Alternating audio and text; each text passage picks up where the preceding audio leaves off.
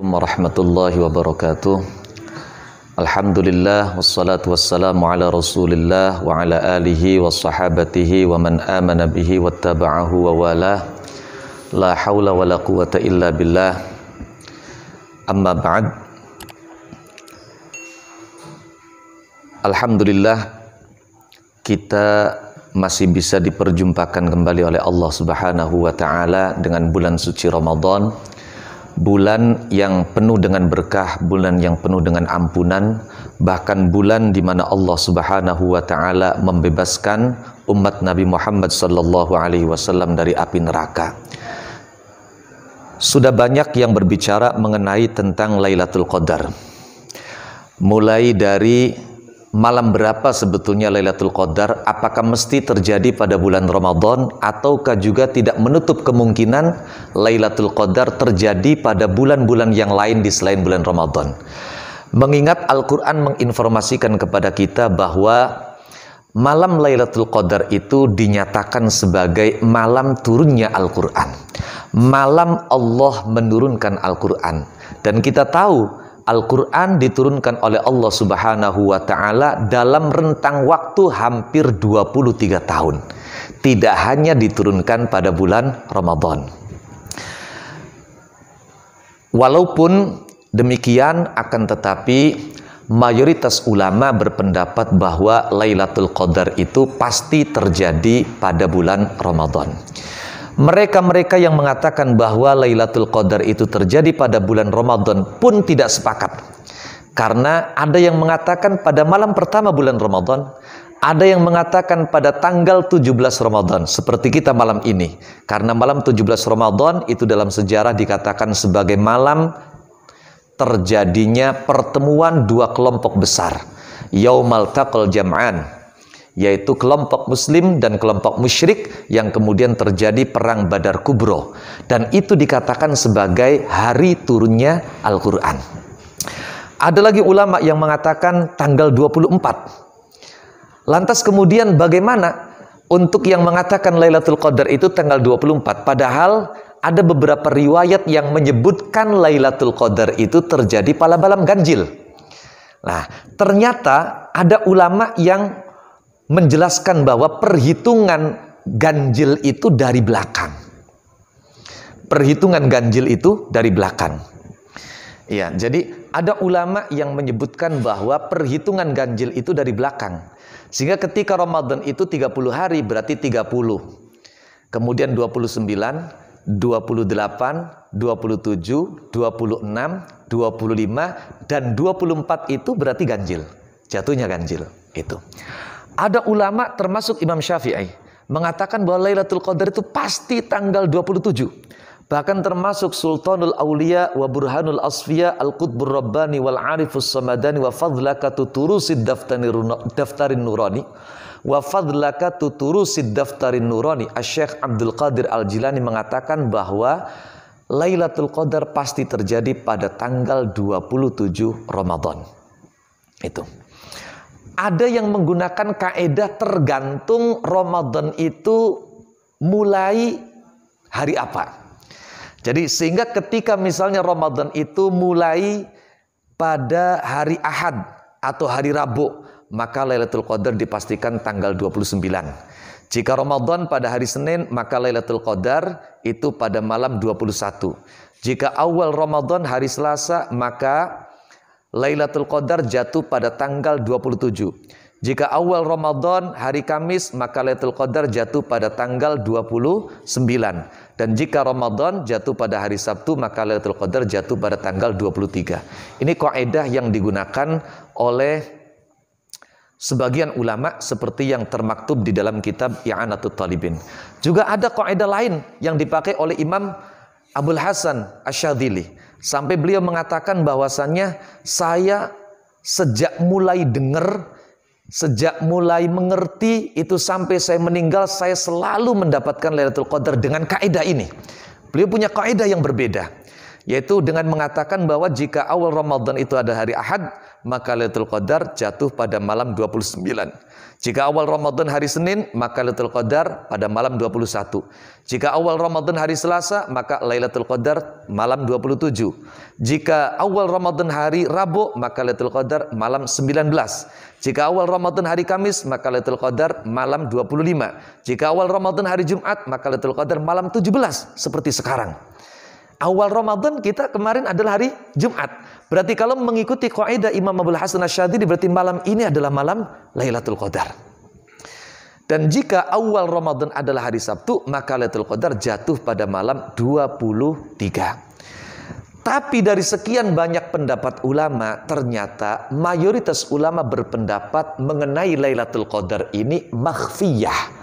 Artinya makhfiyah, disembunyikan oleh Allah Subhanahu wa ta'ala. Sengaja Allah menyembunyikan Lailatul Qadar agar kesemangatan kita beribadah, meningkatkan taqarrub kepada Allah itu tidak pilih-pilih malam. Nah, ini persoalannya. Nah, kalau misalnya sudah dipastikan tanggal 27, nah itu kan orang-orang yang pemalas seperti kita ini mungkin akan semangat hanya nanti malam 27 saja. Bahkan tarawehnya juga cuma malam 27 saja nanti. Nah, ini persoalannya. Maka saya malah lebih tertarik dengan pendapat ini. Jadi semua malam di bulan Ramadan ini bisa jadi adalah malam Lailatul Qadar. Jadi kita tidak perlu pilih-pilih, kita harus semangat. Kita harus memperbanyak pendekatan diri kepada Allah, memperbanyak melakukan kebaikan di sepanjang bulan Ramadan ini. Kalau itu bisa kita lakukan secara kontinu dan istiqomah, pasti ada kebaikan kita yang pas dilakukan pada malam Lailatul Qadar. Itu ya pertama yang ingin saya sampaikan. Kemudian kedua, yang ingin saya sampaikan berkenaan dengan Lailatul Qadar adalah bahwa sudah masyhur di antara yang dianjurkan ketika Lailatul Qadar itu adalah melakukan i'tikaf, menjalankan i'tikaf. Tapi ada hal lain yang jarang diungkap. Dan ini dianjurkan, punya beberapa asar dan riwayat yang dianjurkan untuk dilakukan pada malam Lailatul Qadar, yaitu mandi. Jadi mandi pada malam Lailatul Qadar ini termasuk yang dianjurkan. Dan ini banyak dilakukan oleh para sahabat, dilakukan oleh para tabi'in. Kemudian doa yang paling dianjurkan tentunya seperti hadis riwayat Aisyah adalah memperbanyak membaca Allahumma innaka afuwun tuhibbul afwa fa'fu anna. Ini diperbanyak dibaca tanpa hitungan. Kenapa? Karena kita sedang dalam rangka membangun jiwa pemaaf. Oleh karenanya sesering mungkin kita mengingat bahwa Allah itu pemaaf dan cinta memaafkan. Sehingga nanti selepas Ramadan masuk di bulan Syawal, kita bisa untuk betul-betul punya hati yang tulus saling memaafkan. Ini. Kemudian ada hal menarik ya, tentang bagaimana orang mendapatkan Lailatul Qadar. Banyak yang mengatakan angin itu berhenti, aliran sungai itu berhenti. Saya tidak sepakat dengan itu ya. Masa iya kemudian kita mencari Lailatul Qadar itu dengan nongkrong di pinggiran sungai? Nah itu. Jadi saya justru malah melihat bahwa orang itu mendapatkan Lailatul Qadar atau tidak, itu seperti yang disebutkan dan dilansir oleh Al-Imam Ibnu Katsir di dalam tafsirnya. Itu bahwa orang yang mendapatkan Lailatul Qadar itu, orang itu akan disalami oleh malaikat. Dari mana kita tahu kalau kita disalami oleh malaikat? Ada dalam keterangannya dalam tafsir Ibnu Katsir, itu adalah setelah itu kemudian ada perubahan pada diri kita. Jadi perasaan merinding, hati yang tenang, mata yang mudah meneteskan air mata. Maka kalau kita mengalami hal yang semacam itu, mudah-mudahan kita berarti termasuk orang yang disalami oleh malaikat pada Lailatul Qadar. Terakhir, mungkin yang tidak kalah pentingnya untuk disampaikan pada kesempatan ini adalah ada satu amalan. Satu amalan yang seandainya amalan ini dibaca pada malam yang diduga itu adalah malam Qadar. Yang diduga itu adalah Lailatul Qadar. Ini disebutkan riwayatnya oleh sahabat Abdullah ibn Abbas radhiyallahu anhuma wa ardahuma. Rasulullah sallallahu alaihi wa alihi wasallam bersabda, "Man qala la ilaha illallahul halimul karim, subhana rabbis samawati sab'i wa rabbil arsyil azim, thalatha marrat, kana kamitsli man adraka lailatul qadar." Kata baginda Nabi, barang siapa yang membaca kalimat la ilaha illallahul halimul karim, subhana rabbis samawati sab'i wa rabbil arsyil azim 3 kali, maka orang itu seperti orang yang mendapatkan Lailatul Qadar. Al-Imam Al-Wanai memberikan komentar pada hadis ini dengan mengatakan, aiman qala dzalika fi lailatin yadhunnuha lailatul qadri wa lam takun lailatul qadrin wa amila fiha amalan salihah fa innahu yakunu amaluhu fiha ka'amali mithli dzalika fi lailatul qadr.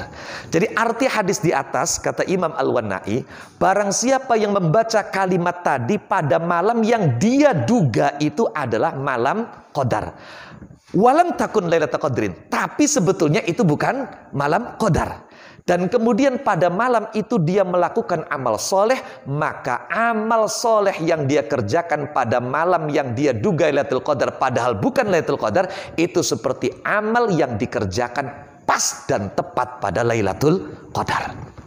Ini luar biasa, luar biasa. Dan satu lagi, di samping membaca doa Allahumma innaka afuwun, kemudian membaca kalimat tadi, juga ada satu riwayat menyebutkan man qara'a ayatal kursi lailatul qadri kana ahabba ilallahi ta'ala min ayyakhtimal Qur'an fi ghairiha minal layali. Barang siapa yang membaca ayat kursi pada malam qadar, maka itu lebih dicintai oleh Allah daripada dia mengkhatamkan Al-Quran pada malam-malam yang lain, termasuk yang harus dibaca. Terakhir sekali, ini ada keterangan yang saya sendiri mungkin karena minimnya pengalaman saya mendengarkan orang ceramah, mendengarkan orang ngaji, ada satu riwayat yang sampai saat ini saya belum pernah mendengar ini diungkap. Ini riwayat dari Sayyidina Imam Ali ibn Abi Thalib, ditulis oleh Al-Hafidh Ibnu Rajab Al-Hambali di dalam kitab Lataiful Ma'arif Fima Lima Wasimil Amminal Wadhaif. Sahabat Ali mengatakan, in wafaqa lailatul qadri wa huwa ya'kulu awrathahu da'an la yufariquhu hatta yamuta.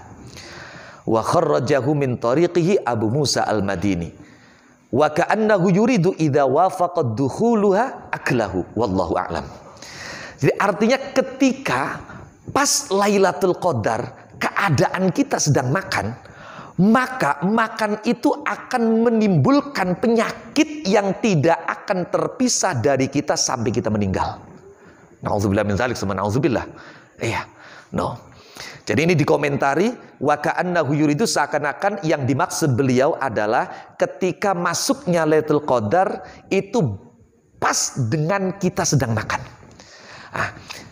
Yang perlu kita garis bawahi di sini adalah berarti di malam-malam yang kita menduga ini Lailatul Qadar, itu kita harus betul-betul taqarrub kepada Allah Subhanahu wa taala. Mendekatkan diri kepada Allah Subhanahu wa taala. Itu saja mungkin sedikit yang bisa Al-Faqir wal Mudhnib sampaikan.